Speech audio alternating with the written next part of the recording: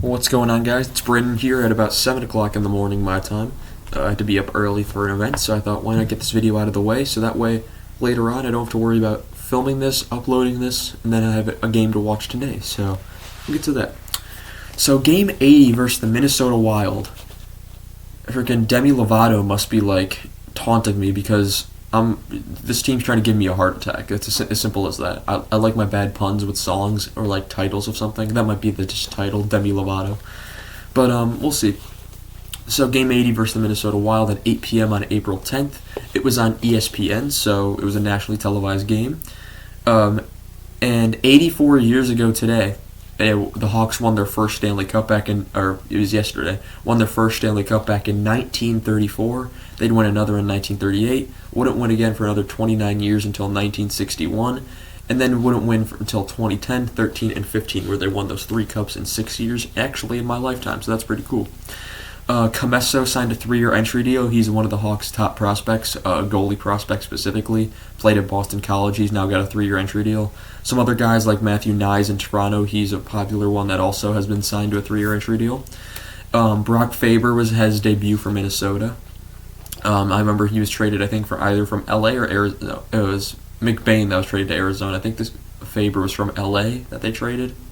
I don't remember. I think he was part of the Fiala deal from Minnesota to LA. Minnesota didn't have half their lineup in. There was no Kaprizov, Zuccarello, Brodin, Spurgeon, Dumba, Sundqvist, or Eriksson-Ek. Sundqvist and Eriksson-Ek were recovering from injury. Everyone else was just being held out of the lineup. Minnesota does not care about winning the division, as they stated. Of course, they get the win anyway, but it was close. The score ends up being 4-2 for Minnesota. The Hawks dropped to 25, 49, and 6. 49 losses. The Hawks have not had a 50-loss season. Not even in the dark ages, when in the early 2000s, they never had more than 43 losses there. And the last time they had 50 losses, it's only happened once in history, and that was in 1953-54. So Zaitsev was in, Tenorti was out, Robinson was in, Reichel was out. Reichel was sent down to play in the AHL playoffs with the Rockford Ice Hogs. Good luck to Rockford in their endeavors. Bring home a Calder Cup, because I'm not sure if you've ever have. Shots were 41-22 for Chicago, so they dominated this game, I'm telling you. Hits were 21-19 Chicago, faceoffs 38-21 Chicago. Power play, Chicago goes 0 for 3, Minnesota goes 0 for 2. Gustafsson saves 39 out of 41. Stalock saves 18 out of 21. So Gustafsson, fantastic performance there. Stalock, not bad either. We go to the first period where Johansson is saved. Was one of the few times he was. Goligoski is saved. Boldy is saved. And then the rebound at 7:28, it's a Minnesota rebound goal. He gets his own rebound. Matt Boldy was his 31st on the year. He's 22 years old. This kid's looking good. From Johansson and Addison to make it 1-0. Johansson's first point on the night. Bjork is saved. Tyler Johnson and Dickinson is broken up.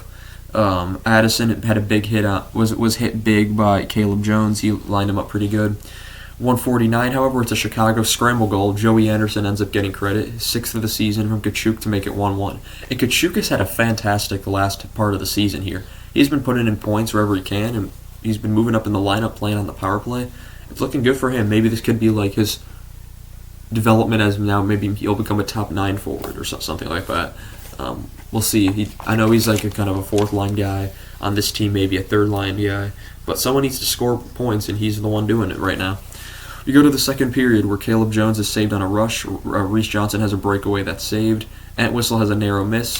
17:37, it's a Chicago rebound one-timer goal. Anders Bjork, first as a Blackhawk, from Robinson and Athanasiou to make it 2-1. Chicago had been really controlling the game at this point, is when I wrote that down, and they controlled the rest of that period. We go to the third, where Dickinson's shorthanded break is saved because at 16:22, it's a Chicago penalty to Bjork for holding. That would be killed. And then on a delayed penalty at 12:16, it's a Chicago open net tip-in goal from Jonathan Toews, first since his return. And then something I've not sure I've ever seen before. The goal is called back. It's not a challenge. The officials get together on the ice and say that the Minnesota player, who was John Merrill in this case, had possession of the puck. Therefore, it was on the delayed penalty, the play should have been stopped, and the Hawks should have been given a power play. The thing Merrill had. Merrill just conveniently threw his stick forward and barely tipped the puck. It's not possession right there. It was an awful call. Definitely went against the Hawks. And honestly, I was very happy about it because I wasn't happy that could have been Tays' last goal as a Hawk. I hope he gets at least one in this next 2 games. But it was really unfortunate because seeing Tays get that goal, everyone was so happy. The building was rocking. And to get it taken away was just... But at 12-16, and because of that, it's a Minnesota penalty to Duhaime for holding, which would be killed. Foligno has a big hit on Kara, and this wouldn't be the thing I didn't like Foligno for. Of course, there was a game thing last time the Hawks played Minnesota when I was there that I was yelling "F you, Foligno" from the crowd. But he's quickly becoming one of my least favorite players of the game. Klingberg is saved, 8:33. It's a Chicago penalty to Robinson for tripping, which would be killed. However, Chicago shorthanded looks more like a power play. However, at 7:40, so about 53 seconds into that power play, 57 seconds, but I can't count. It's Chicago and Minnesota fight. It's Englund and Foligno fight. I'm not sure what caused this fight, but it seemed like Foligno asked Englund to fight. And Foligno takes, after the fight, Foligno takes Englund's helmet off and starts taunting. He starts going like, "Oh yeah, look what I got. Look what I got right here." And for that, at 7:40, Foligno, it's a penalty. Foligno gets an extra penalty that's served by Reeves for unsportsmanlike conduct, which would be killed. And he also gets a 10-minute misconduct, so he's done for the game at this point, essentially. When he did that, I'm just like, what's the point? Like, what? And honestly, what is the point here? You're losing against the last place team. Maybe you're trying to get them fired up. If it did, it worked. But still, you're becoming one of my least favorite players in the game, Foligno. Now and then after that fight, we get a little bit more scrummy, and at 6 minutes to go, there's a Minnesota 2-on-1 snipe. It's a goal from Marcus Johansson. He goes by both. 18th of the season, unassisted to make it 2-2. And they said some crazy stat at this point, like he has 15 points in 19 games now played with Minnesota. His return to Minnesota has been fantastic. He's looking like the Johansson of old. And then they went through everything he's been acquired for in the past, because Johansson's been traded a lot. It's like 2 seconds, 2/3, 2/4, 2/6, or something like that. It was along with players. It's crazy. So yeah, the Hawks, it's 4-on-4 for a minute, 7 seconds. Then it's a power play for 53 seconds. Sorry about that, guys. So where were we? So the Hawks have a power play for 53 seconds, but at 3:13. As Minnesota scores shorthanded, it's a one-timer shorthanded goal. Actually, no, the first one was shorthanded. The one at 6 minutes was shorthanded.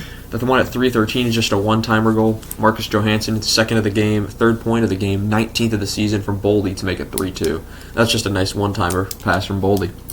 The Hawks pull the goalie at 1:40. At 1:01, it's a Minnesota empty net goal from Gustav Nyquist, the new acquisition. 11th of the season from Hartman to make it 4-2.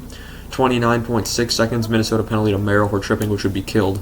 And that would conclude the game as Minnesota, more like Marcus Johansson, steals one from the Hawks.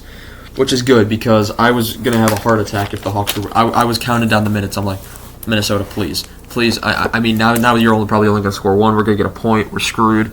And then Johansson, my angel, saves me. But I want to thank you guys so much for watching. And I shall see you guys in the next one, which will be tomorrow, because we play Pittsburgh tonight in Pittsburgh. So thank you guys so much for watching. See you guys in the next one. Goodbye.